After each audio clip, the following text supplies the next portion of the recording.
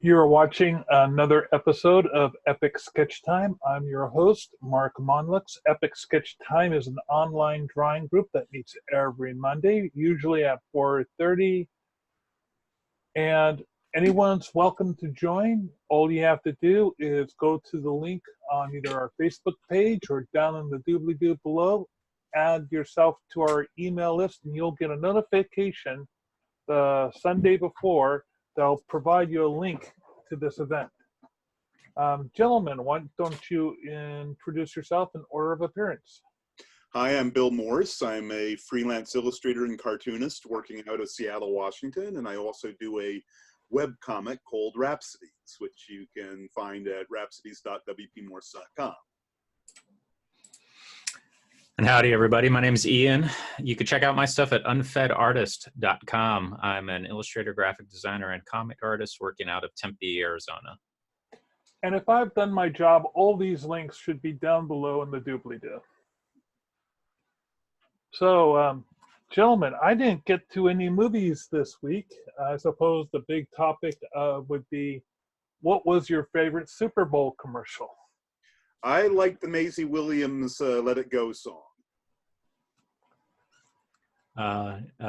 The Bill Murray Groundhog's Day rehash with Jeep. If only because that's one of my favorite movies, and I actually saw Groundhog Day in the theater on Saturday. So it was very cool to see that so soon. I wasn't expecting a commercial, but it made sense in retrospect. A lot of fun to watch, though. And while I didn't like the entire campaign of it, I rather liked the bit of that "Wait for It" ad where he gets stopped by Wonder Woman. What? I missed the part where he gets stopped by Wonder Woman. It's the fourth one. Now, I haven't seen all the commercials. I actually wasn't even watching the Super Bowl. I just saw, what people were sending me to check out on my Twitter feed. So was this part of the Jeep Groundhog Day campaign or something different? No, it's the latest. I forget what brand it is, but it's the latest clothes detergent, and the whole shtick was the guy gets barbecue sauce on his shirt in the middle of the game, and he keeps getting into this argument of, should I go and put it in the wash now, or do I wait? And the point of it is, yes, you can wait. The detergent's that good, but they milk it for all it's worth by him being indecisive and people telling him to chill. And halfway through it, we have him running to the mall to do it, and all of a sudden, out of nowhere, comes Gal Gadot as Wonder Woman and saying no. Oh, so he's like ending up in other commercials? That's what's going on? Something like that, yeah. That's kind of cool. What about you, Mark? Well, like you, Ian, this was the first time in, I think, decades that I haven't watched the Super Bowl, or I just was running into some of the commercials on Facebook. And this morning, I sat down and watched a YouTube clip that showed most of the big commercials that were showing on during the Super Bowl. But I missed, that was the one that Bill mentioned was not one of them. Mm-hmm. And like you, I really enjoyed the Groundhog's Day one. That had me. I thought that was a pretty good one. I've been seeing that running for over a week, so I hadn't considered it part of the Super Bowl part, but there was a few of them. Mm. One of the things I did do this weekend was there's a one-day convention in Linwood, Washington called Nerd Fair. This is their second year.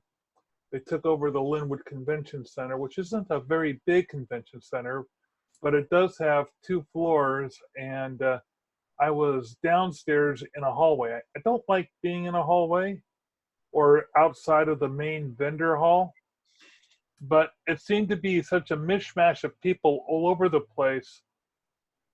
Maybe there were more people upstairs, maybe there weren't.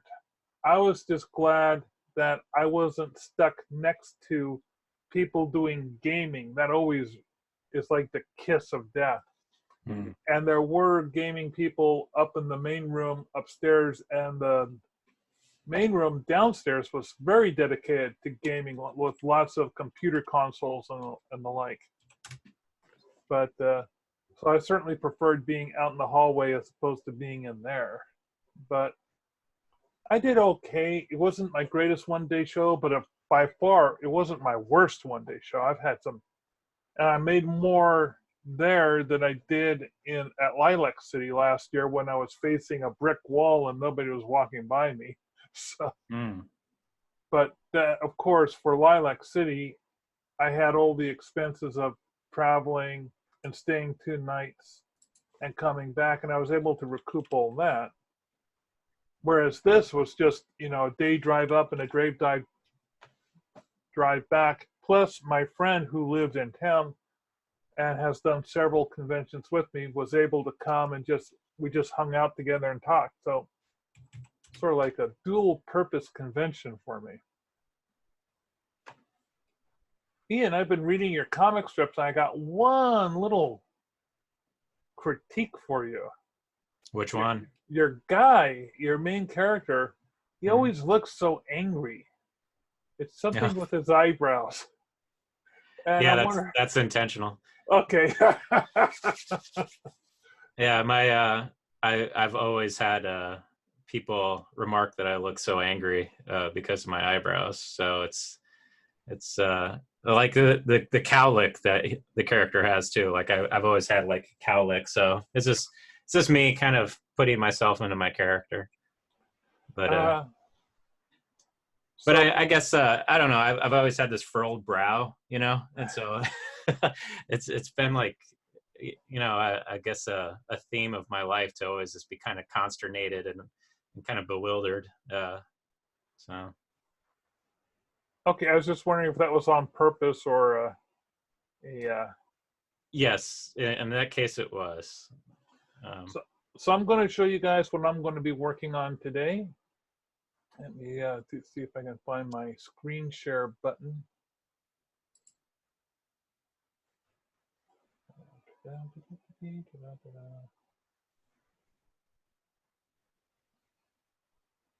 So I'm working on an Attack the Block print. I like it.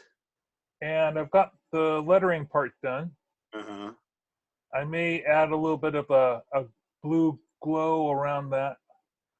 And what I'm going to do is in these blacks, I have already drawn some caricatures of some of the main characters of the film.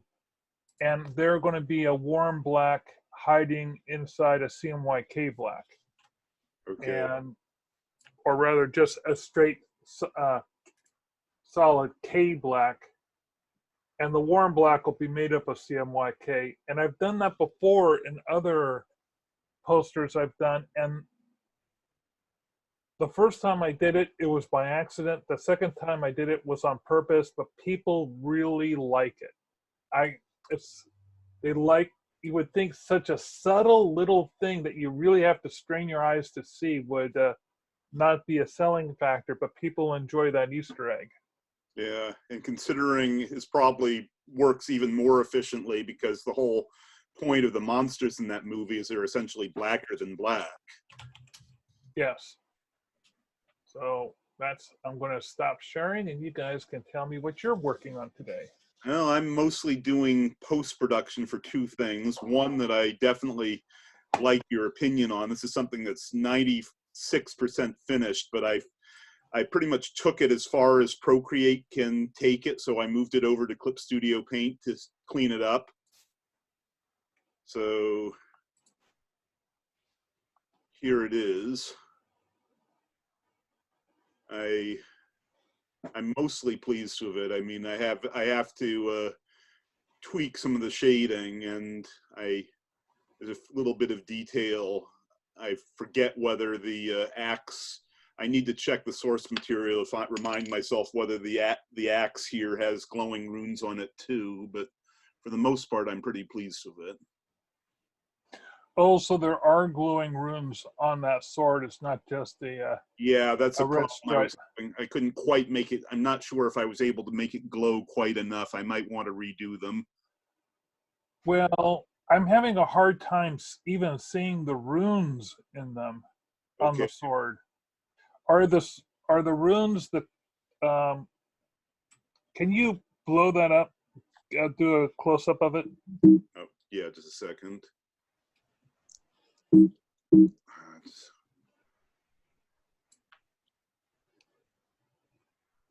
Okay.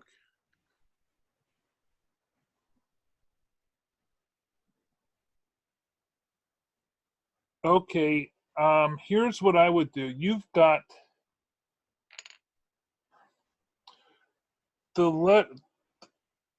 your letters are too fuzzy. Mm-hmm. I would go back in, grab the letters, sharpen the letters, make them not a white hue, but a really solid red color. Right. And Though, sorry to interrupt for quick, in my defense, a lot of the fuzziness was my attempt of doing the glow effect. yeah, don't have the runes be sharp because Okay. they're so small in this thing. You're going Okay. to need that sharpness, and then have the glow around them be fuzzy and toned back a little bit, and have the glow immediately behind them. The way you can do that is inside Photoshop. Select the runes and then go up to selection, say modified, and then expand out by say 1 or 2 pixels. Uh-huh. Oh, Then- right. right, and then once that's been expanded out, then you go ahead and do a gossamer blur on it of say 1 pixel, and that'll give you a nice glow. Okay. How would you do it, Ian? But that lettering, it's so fuzzy right now. It's just you really want to have it solid and sharp, I think. Okay. I'll appreciate that because I was sort of. I'm kind of curious, Ian. How would you make those that lettering glowy? Well, just to, I mean, I can answer that, but just to make sure I'm speaking. I don't know words today. Sorry, guys.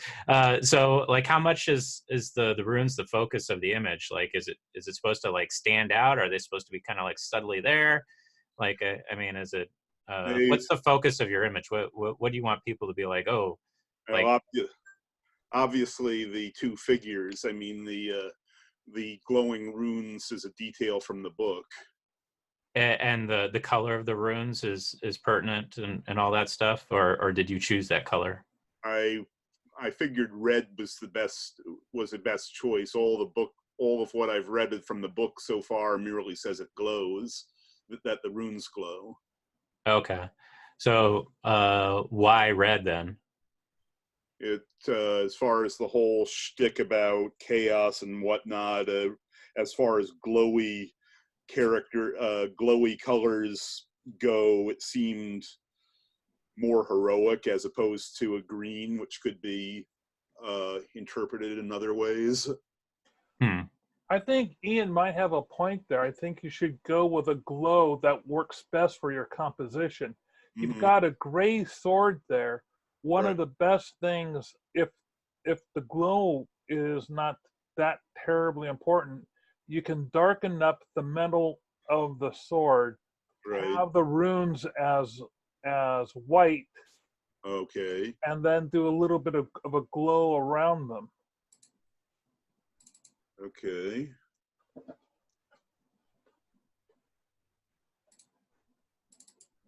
Because right now, all the other lines inside your illustrations are big, bold, and thick. Right. And suddenly you got these tiny, skinny runes to deal with on the sword. So it might be too distracting. If you made it so that it would be almost subtle, Uh-huh. I think that might be less. Oh, yeah, I think I do like that better. Yeah. I know that the axe is shaped that way because of a story or of the type of axe you're going for, but the axe just looks weird to me without the 2 points on it. Right. It looks like I just don't know what to make of that. I like a nice iconic 2 pointy axe, but I'm sure you did it that way for a reason. Yeah, I mean, there's variations in the different illustrations, but something like this is pretty much what they go with in most of the canon.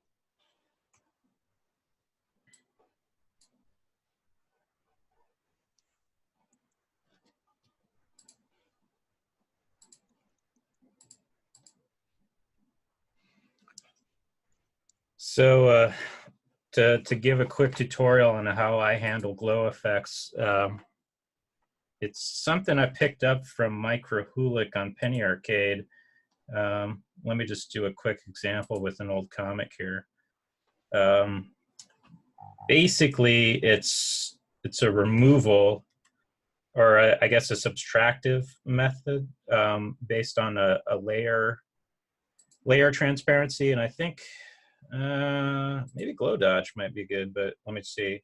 So you pick a color of the light, and that depends on what kind of light you have in your color or in your composition. So if it's sunlight, it's probably going to be warm. If it's artificial light, it's probably going to be more cold. So pick the light first, and then once you know the temperature of the light, I'm just going to pick yellow really quick.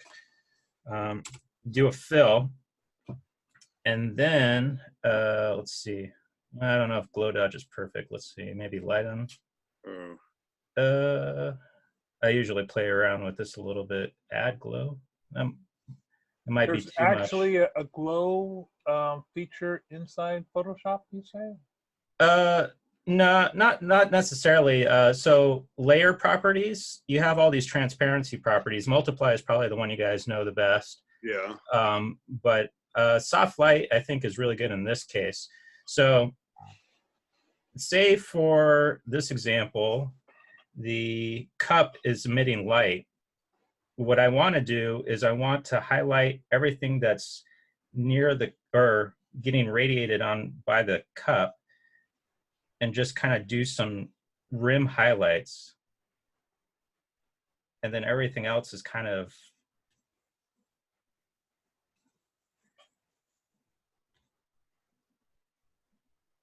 not as affected, but basically you go back in and you kind of hit the highlights, and I might want to even go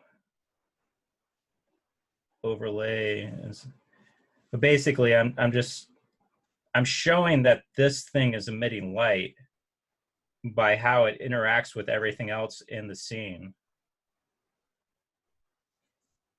And usually the way I do it is I fill the layer, I set the transparency mode, and then I just kind of remove how I want everything else to look. So this is a lot of analysis of form stuff. Like you have to really think about the soft contours of things, and what has like a sharp ridge of contrast and light on it, and what will have more of a gradated kind of transition. So like these rounded shapes, they're not going to have like sharp edges on them. They're going to have more rounded edges, but the fabric folds will probably be more harsh in how the light is shown on it. So it's basically like shadowing, but reverse. But if you do it enough, you kind of get this really cool light effect, which I don't know, it's kind of sloppy here, but hopefully it gets the point across of what I'm trying to do. So.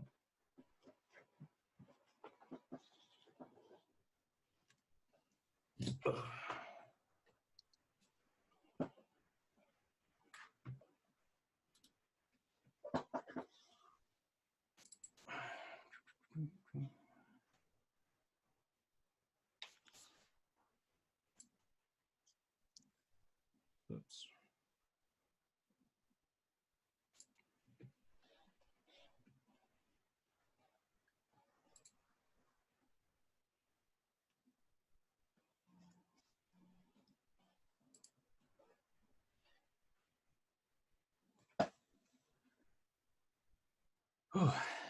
So you guys are probably the ones to ask, like, what's your pick on the award ceremonies that are coming up? Isn't the Oscars like next week or something? Yeah, as a matter of fact, I'm actually doing a pool. If you want to get in on it, it's $5. And so far, it's a small pool so far of just me and two other guys. So your grand total would be maybe $20 at best. I haven't seen all of the Oscar winners, so I would have to be guessing on a lot of them. You mean the nominees? The nominees. Yeah. Normally, I would have seen like half of them, but this year I've just been a very lazy individual. So Well, I've seen Jojo Rabbit, and I loved Jojo Rabbit. That's a pretty good one. I've also seen Once Upon a Time in Hollywood. that is one I need to see. And Parasite, I know everybody's raving about it, but I just don't like horror. I'm guessing you guys have seen it twice already, so. I'm not much of a horror film fan either, but. Oh, really? Huh. I am a bit of a horror fan, but I haven't seen Parasite yet. Oh, real? Okay. Oh. Well, I know Jojo Rabbit, as far as like, what I have seen, like I really like Scarlett Johansson's performance, and it would be cool to see her win, Best Supporting Actress for that. But outside of that, I don't know what else is really what else is on the docket as far as all like special effects and. Right. Don't they have like a new category? It's just like best blockbuster or something, or is that next year? Like they. I think it's going to be the category of most popular film. Okay, is that this year? Can't say. I can't. I don't think I didn't see it as a category. So I mean, that's the one that's going to be meant for movies like Avengers Endgame and stuff like that, right? Where that's right. Yeah.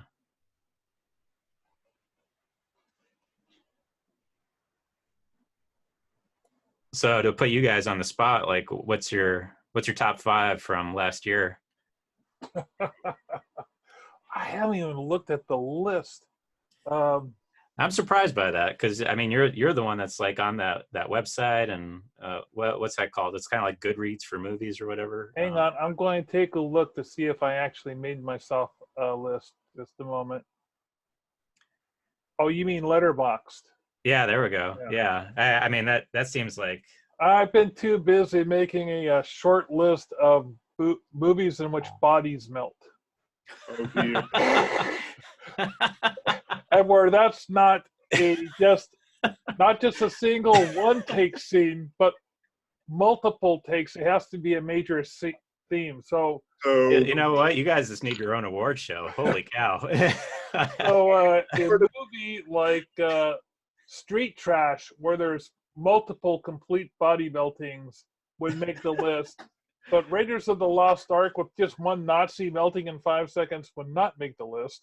Oh, I thought it was. That's like my favorite. I don't know what else melts. Platoon. Which one? Raiders of the Lost Ark. I thought it was the whole platoon that melted. Besides, what's his name with the glasses and the. No, he's the only guy who melts. Yeah, the rest of them like explode and stuff, don't they? They have blue lights going through them and stuff, but no, it's the Nazis, the guy that explodes. Pardon me, the archaeologist is the guy who explodes, and the Nazi melts. And I know that the Nazi melting is a major theme, or rather, yes, it's very cool. But then again, bodies melting in general are very cool. So if you have, So what's your list? I got to hear this. Like, don't keep okay, let's go back to the first one. I'm assuming you started with Incredible Melting Man. Oh, but before the Incredible Melting Man, there's the movie that's won me so many bar bets. Peter. This movie has has an Oscar. It has Ernest Borgnine in it. It also has William Shatner. And this is the key thing. When people would, it also was John Travolta's first movie appearance. Wow. Yeah. It's called The Devil's Reign. Oh, I'm sure I know the title, but it's not. I am surprised you even know the title, Bill. Really. It's embarrassing. I've read enough textbooks where even when I don't know about something, I know of it simply because it was named in a paragraph. So 1975, a Satanist cult leader is burnt alive by the local church. He vows to come back and hunt down and enslave every descendant of his congregation by the power of the Book of Blood contracts in which they sold their souls to the devil. Well, that's a nice light Saturday evening. Holy cow. And so there's this so people have made the deal with the devil, this rain comes, and people who didn't make the deal with the devil, the rain does nothing to them. But if you did, then your body melts in the rain. So I'm loving the illustration for the movie poster. Like, you don't see this type of stuff anymore. Okay, now Okay. I've got. Second on the list, The Incredible Melting Man. Oh, okay. Okay. Some vindication for Bill. Nice. Bar bet, because I thought the Melting Man was sometime in the 50s or 60s. And then we have Street Trash, in which it's a bunch of homeless people. This guy is selling booze. Just he's in the terrible end of town. He sells cheap booze to the winos as his main thing. Looking around in the basement, finds this box of this stuff called Viper, and starts selling it for like $2 or whatever. It's 5 o'clock. And anyone who takes a swig of this Viper, their whole body melts. So. Yeah, the movie poster for this is also pretty. Holy cow. That particular scene is actually in the movie. Oh, God. It's actually the starting, one of the first victim pretty much melts right into a toilet. So That is awful. Jeez. And the fourth one on the list is a movie with the straight up title Body Melt. So, All right. and I'm open to additional suggestions, but if it's, I mean, Well, there's just so many that come to mind. Give me a second. now, there are lots of movies where there's just, one body melting, but no, you need to have at least 2 bodies meltings to be on this list. Hi, caramba. Is it so? What is the impetus for you, like, sitting down and, like, what the world needs is a list of movies Well, where more than 2 people melt. So I'm assuming that he figures that all my ideas for lists are too tame, and Actually, Bill, this idea actually did come after our last conversation when we were talking about possible movies. So. Okay. I think your glowing suggestion, though, your recipe for glow worked here, Mark. Let me show you what. Okay. there.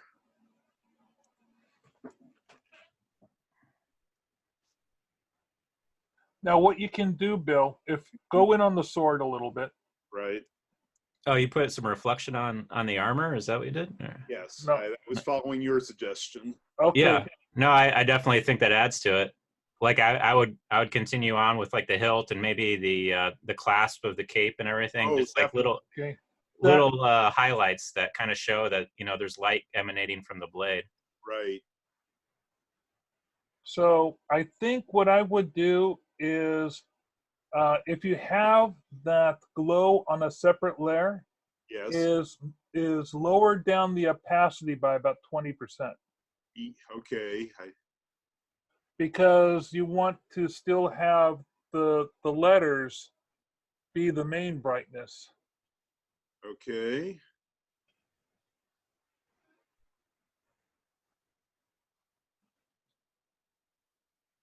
Yeah. That's looking really good. Yeah, see how the lettering really pops with that lighter glow on it? Yeah. And Yeah. when you combine that with the reflected light, like it really sells. Great. Yeah.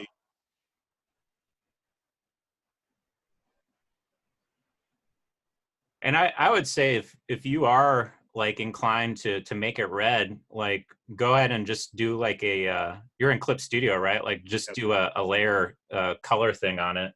I don't know what they call that. What do they call that?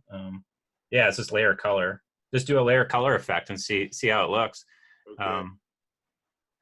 But you know, you could play around with whatever color. But what I mean, the key thing is just getting the contrast and the highlights the way you need to really sell the effect of light emanating from the blade. And if you back up, Bill, from the image to show it in its entirety. Okay. Is this?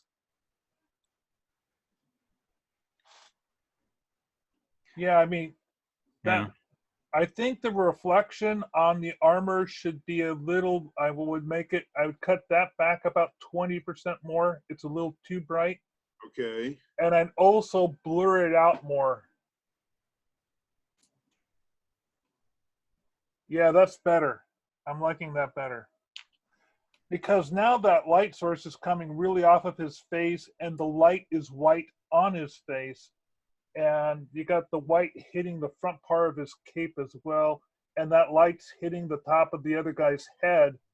You could even have that glow, the guy who's in front of him, if Yes. you added a little bit of some lighting on, you know how you have his shoulders dark?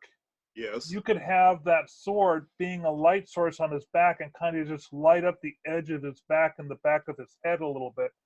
And Yeah, I just think some rim lighting. That would be yeah, good. yeah, a little bit of rim lighting. I would even do it over your outlines. Yeah, I mean, Oh, yeah. but yeah, I think the lighting on this is really coming along. Good. Yeah, because I mean, it started out as mostly a jumping into the deep end with doing the Procreate, and from that perspective, I'm very happy with it. But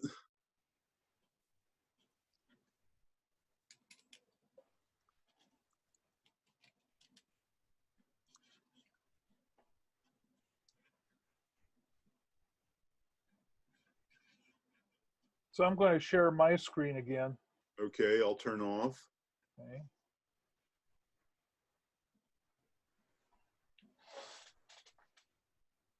Oh, that works. And what I'm trying to do is on this, I'm trying to decide if I should have a smooth gradation, or this is what I'm doing is an object to object, where I'm trying to do an object to object blend. Why didn't that work? Come on, do that for me.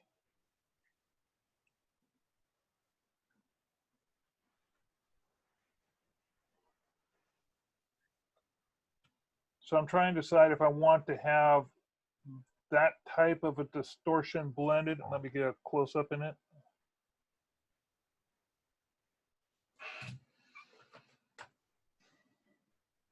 if I want to do something smooth, or if I want to do something that's more staggered, because these teeth, I'm doing such a strong, I'm not really doing blends anywhere else on this thing.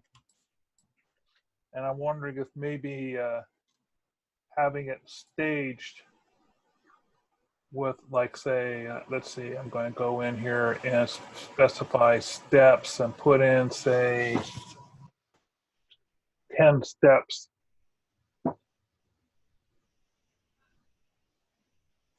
This FYI, Mark, we're down to 4 minutes. Oh. And you see how that gradation looks a little bit more chunky? Yes. And I'm wondering if that's more in keeping with the look of the film. It might be. I only ever saw it once, though I always liked how the monsters worked in it. Because their teeth kind of have chunky square edges. Well, oh, we are getting down on time, aren't we? Let's see. I suppose what's the final? What are your guys' plans for the next week? Real quick cap. Bill, you get a 30 seconds. Pretty much just sitting down, doing a whole lot of drawing, and also trying to get some scripts done, and also I have some organization projects going on. I'm chugging away at the business, hopefully finishing this comic, and I have the Arizona Spartan race coming up on the 14th, so I'm in the middle of training for that, and we'll see how it goes. I'm very tired and very hungry, but it'll be nice to be finished with it. So. Is that a marathon or it's an obstacle race? Okay. So it's usually for the super length. It's usually about 7 to 8 miles long with about 24 obstacles. So yeah, I'm again very tired, very hungry. But what about you, Mark? Let's see. I'm going to see about attending the Children's Book Writers and Illustrators Society this coming Thursday. It's usually a little working group. I'm trying to put together a pitch for my I Draw Dead people and have them. These people are very good at review. It's a working meeting where everyone brings something they've written or something that they've are working on, and then everyone in the room critiques it over the course of a couple hours. And they're not just talking out their butt.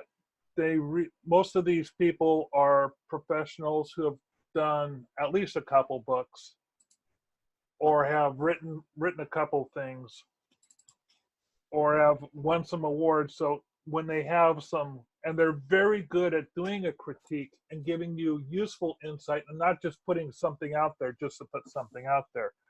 So I need to spend some time and write up that pitch. Well, that sounds really cool. Yeah, I'd like to hear how that goes.